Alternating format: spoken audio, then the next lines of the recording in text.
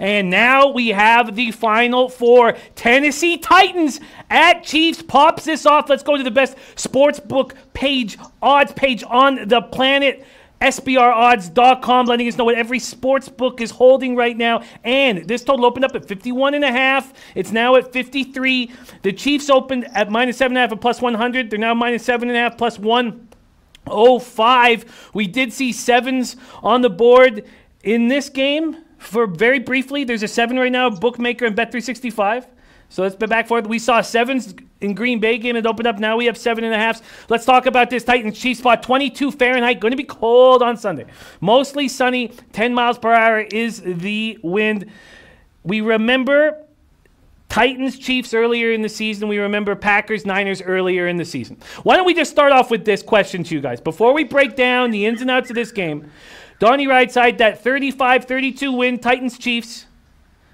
And then the giant ass-kicking, 37-8 in the Niners-Packers. How much of those two games have you put into your capping this one? Let's start with that question, Donnie Rightside. It's a really good question because actually today before the show I had some time just to spin back and watch both of those games in condensed versions. And if you just had the sound off and you were just watching, to be honest, Kansas City and San Francisco beat the brakes off their opponents, being the Titans and the Green Bay Packers. And even watching the Green Bay game, Jimmy, once again, I was trying to see, you know what? Aaron Rodgers, they ripped off 6 straight victories after that loss to San Francisco, and last week with a nice game plan versus Seattle. And I watched that game, and it was 37-8, Jimmy. It was worse than 37-8. When you talk about the scoring drive that the Green Bay Packers even had for their only touchdown drive early in the second half was aided by, multiple fourth down conversions, a lot of penalties going their way. And Aaron Rodgers got beat up so bad in that football game, Jimmy, with 6 minutes to go on that last drive where they gained like 50 yards. They pulled him out of the game. They wanted no more. They were annihilated. Just to flip it over to the Tennessee-Kansas City game, Kansas City did whatever they wanted in that football game. If you remember heading down, 19-10 lead late in the fourth quarter, it was also a football game where Tannehill didn't have to do all that much because Henry was an absolute beast. But 19-10 in the fourth quarter. Late in the game, they get the ball. They need one first down or just a field goal to clinch that. They have some ridiculous snap penalties, and Mahomes is taking sacks. And even with all of that, you had a field goal chance at the end of the game that ends up getting blocked where the Tennessee defender was offside, just wasn't called. That one was a little bit closer, but Kansas City put up 530 yards of offense in that game. And keep in mind also, Jimmy, that was Mahomes' first game back after the knee injury, and it was like he never left. Yeah, it was. It was. And his ankle was bothering him in that game. I remember watching it thinking, it is an interesting spot. Let's go ask Whale Capper that question. How much did the meetings that these teams have faced or have had in the regular season come into your capping for this game? I don't think you can avoid. You have to give both those games due consideration, and I think Donnie's breakdowns were perfect. Like, that was a perfect autopsy of those games.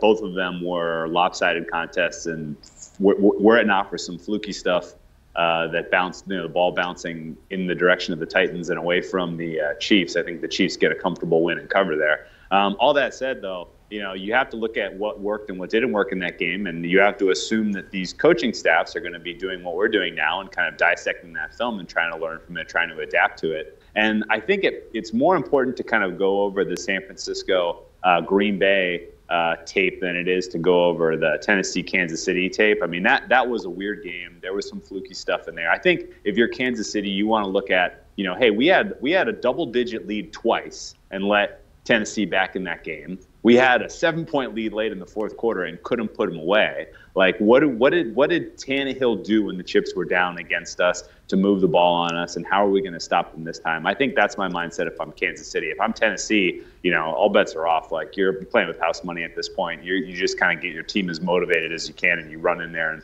you try to you just try to punch them in the mouth, I guess, and hope for the best. But Green Bay, I think you have to look pretty closely at that tape and try to evaluate, like, okay, this is what the Niners defense gave us. This is what we tried to do. This is what this is where we failed. This is what we're going to have to adjust.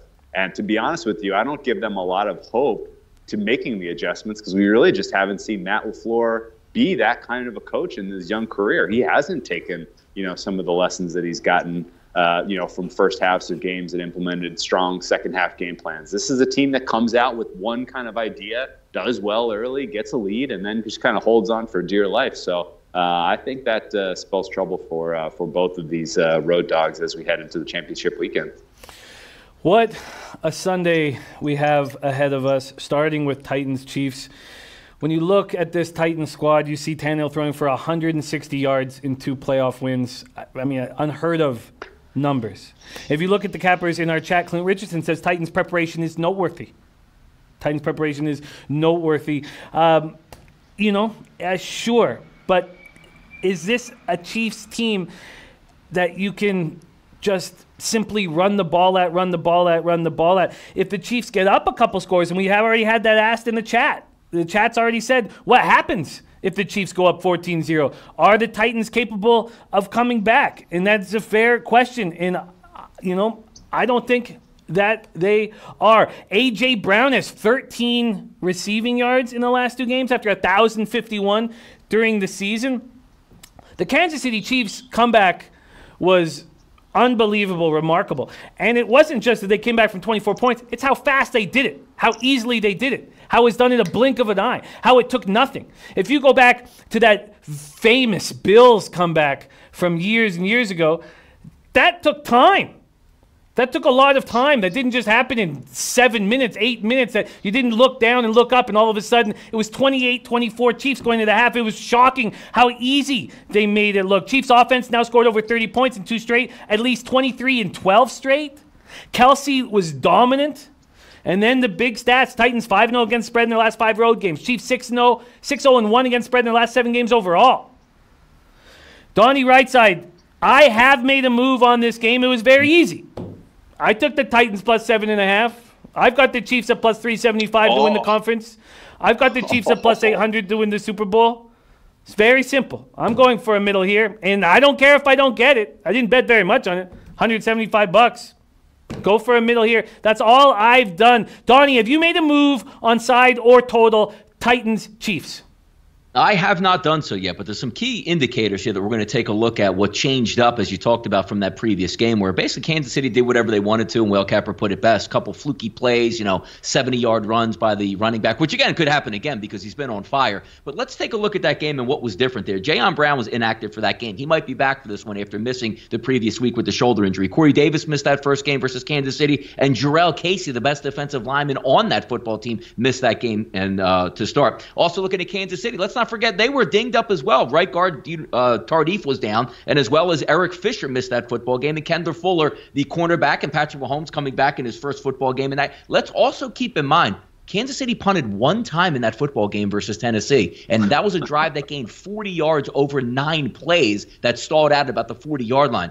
Tennessee did not do anything, but their coaching staff has been able to make amends and come up with some good game plans. Great game plans versus New England. Even better game plan against Baltimore to basically say, look, let's rush like 3 guys up here, must rush. Just don't let this kid run around. Nobody's going to be open, and we're going to expose their tight ends and their tight end banged up and their wide receivers being a little bit young and inexperienced. But as we take a look overall at this game, what's not to like about Houston? You saw last week down 21-0. Basically, the crowd ready to walk out of there. Andy Reid's getting fired. I'm looking at Andy Reid maybe being the offensive coordinator next year, the Philadelphia Eagles, and they flipped the switch because of a dumb coach. You're not going to get that dumb coach in Vrabel this week to help you out, but how lightning fast it was and how early you can get down 3 touchdowns in a divisional round playoff game, arguably against a decent football game, and then blow them out the second half. That's pretty scary because if you're coming in the NFL with a game plan and saying, well, let's run the football and see what happens, maybe you can do that against Lamar Jackson and say, look, we're going to really trust he can't pass. Kansas City does everything well on offense, and they're healthy, and they're at home, and one of the best home field advantages in football. It's a tough game to start at. I do lean on points early in the week. 7.5 may be a lot, and you say, you know what, how can we doubt those Titans again? But you're talking about an offense that doesn't care who's on your defense and can exploit it. Kansas City is running on everything right now and emptying the tank. It's fun to watch. Fun to watch. I can't wait for this. Whale Capper, Titans, Chiefs, you have made some moves on this game, and I can't wait for everybody to hear your action. Take it away, Titans, Chiefs. So I guess I'll focus first on how bad of a spot this is for the Titans, because this is pretty rare that we get something this bad. This will be their fourth straight week on the road.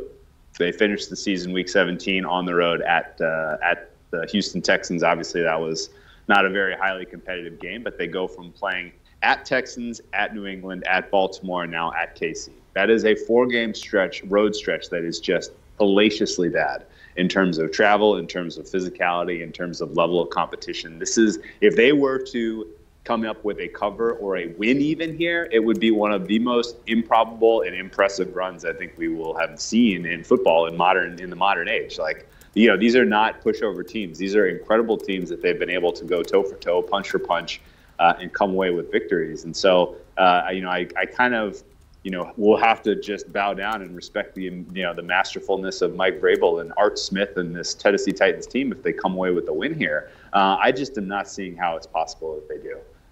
The matchup when Titans are going to be on the field offensively, granted, we know that in past years, the Chiefs' kind of key weakness was their run defense was soft. You could run on this team. They'd get 3-4 yards on the ground against them. And honestly, if I'm Mike Vrabel, I'm looking at what the Patriots did last year in the AFC title game in Kansas City, and I'm saying, okay, let's just do that. We'll play ball control in this first half. We will, matriculate the ball down the field and, eat up clock, keep Pat Mahomes on the sidelines, try to, build up some nerves in the kid, because it was pretty clear in that Houston game, once Pat Mahomes kind of got his feet under him, once his receivers kind of got their wits about them and, stopped dropping balls and catching balls, then they were pretty impossible to stop. So I think, your best asset in this game is your running attack, your ability to take time off the clock and keep Pat Mahomes on the sidelines. And so my guess is that coming into this game, that's Tennessee's plan A.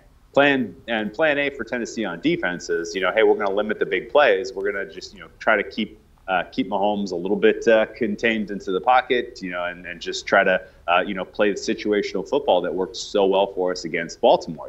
Put Chiefs into situations where they're going, bend but don't break. Put them in situations where they have to make decisions about what they're doing on fourth down and try to come up with the key stops. That's your best hope if you're Tennessee here. And really, all this is leading to me to buying into is that I just don't see how this is going to be some explosive, high-scoring game. We're looking at a total now that's 1.5 points higher than what we saw the total close last week against Houston. And granted, I ass burned on that under. It was not even, that was dead on arrival. So I'm kind of conscientious and a little bit, gun shy about firing on another Kansas City under right now. But I believe in this Kansas City defense. I think they're better than people are handicapping. And if there aren't a bunch of kind of fluky plays at the beginning of that Texans game that really forced Kansas City to just become, this otherworldly, aggressive offense, I'm not sure that the game plays out to the same, high scoring potential.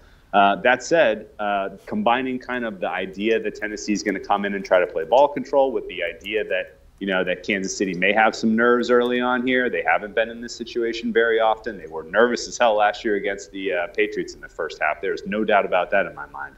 And I think this sets up pretty well for a first half under. I think that in general, the Tennessee offenses, I do not have as much respect for them as I have for Houston's offense. The Tennessee defense, I have a little more respect for them than I have for Houston's defense. So I'm surprised that we're seeing a total that's even higher than what we saw last week. And I think this sets up nicely for under 25 and a half, under 25 and a half in the first half.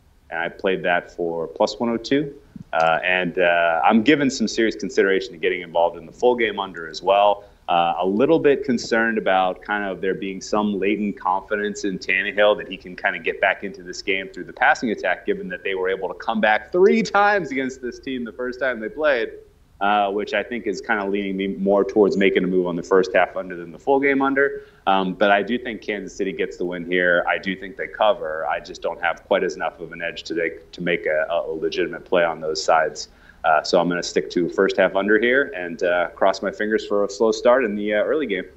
First half under from Whale Capper, and I went down in flames with you on those unders. It was a strange day losing those bets, but, couldn't wipe the smile off my face. It was so strange. It was such a strange feeling. Game. Yeah. It's such a strange feeling.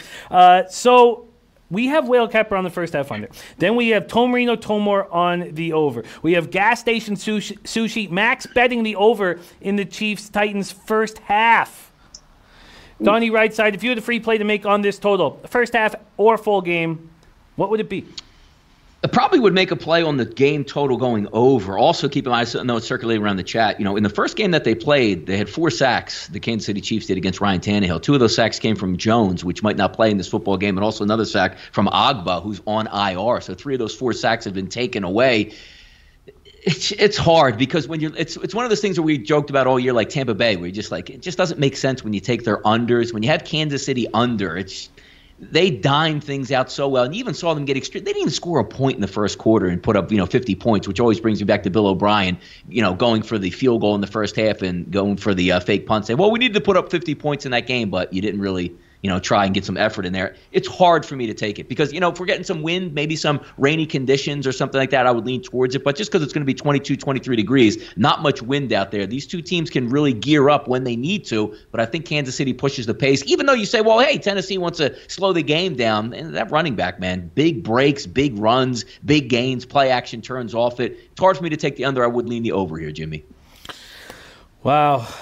So I just sit back and it's almost funny. I almost don't even want to hit the middle. Rather, the Chiefs just smash. No concerns here. But we shall see. So I made the Titans plus 7.5 an official play. I put 175 on it, just 175. Sadly, I always put $200. Are you already in on that? On what? You already got that play locked in? Yes. Yeah, I bet it a couple days ago. Yeah. Why? Do you think What do you think about it? Well, I was just wondering, is it a safer middle to take a Tennessee team total over or something like that? Because Tennessee's not winning this game like they won the Patriots game 20-13, right? I mean, Kansas City's getting to 28 points in this one probably. So I don't think you're in jeopardy of losing unless Tennessee gets to 31 or something like that. You may be able to find an alt team total on Tennessee and get a real juicy price. That may be a little bit more interesting way to try to hit this middle. I don't know. That's a very interesting spot. Over 24, I can get a plus 170. The team total. Yeah, something like that. Yeah. That's very, very interesting way of handling things. Over 24 at plus 170. Team total at Bet365 right now for the Titans is 21.5. The Chiefs team total is 31.5. Jay Peach says, Jim, I don't like that play. Look, $175. God, it's almost just to be able to watch the game comfortably. I know that sounds ridiculous, but almost just. And Jay Peach, I'm imagining you're saying you don't like my play, but you would be interested in that over 21 or over 24, at plus 170. That is an interesting look. That's a very, very, very interesting look. All right, there is the Titans Chiefs. So I'm on Titans plus 7.5, with a grain of salt. And then our Whale Capper on the first half under.